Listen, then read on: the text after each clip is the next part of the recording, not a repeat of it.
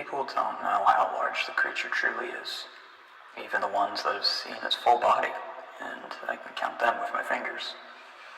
They never realize that what they're seeing is the outside. When it comes to this particular animal, things are much odder inside. When you feed something to it, it's never fully gone.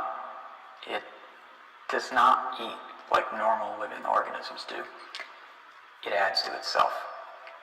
The flesh is never fully discarded, but rather repurposed and completely restructured to serve its own purposes.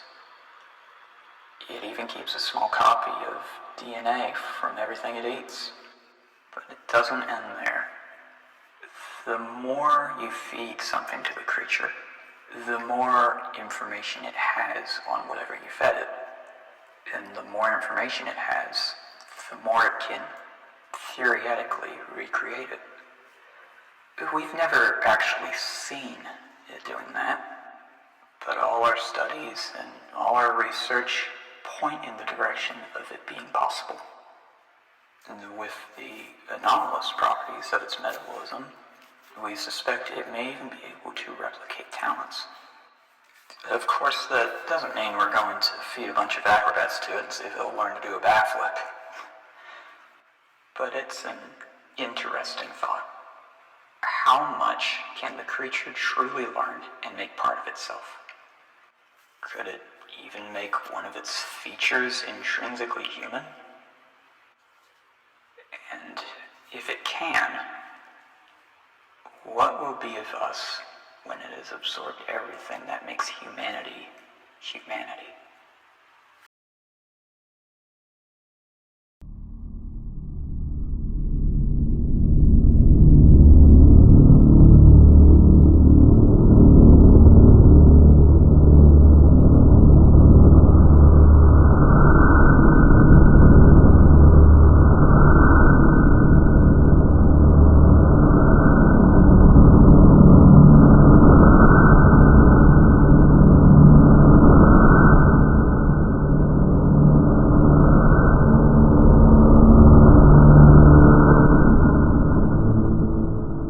Settling here was difficult at first.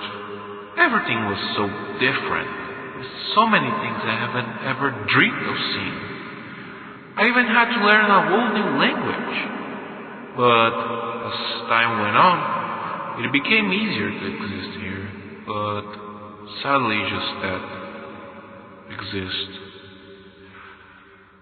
I wish I could say I live a fully fine life here, but I don't. I mean, it's better than where I was before, right? That is not really saying much. I still see them sometimes in my dreams. Clanky, clumsy metal bodies, tall, round. These weird antennas that kept giving off sparks.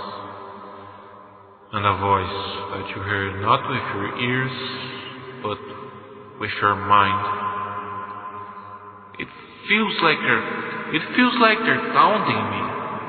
Taunting me because I know something that no one else knows, and I won't ever be able to explain. Or at least, that's what I thought until today. That saucer that crashed on my homeland these days. It proves that whatever happened to me is no longer as absurd as people think. Maybe now I can finally explain to everyone what happened to me and the true fate of Dom Pedro II. Of course, these two things are intertwined. After all, I am Dom Pedro II.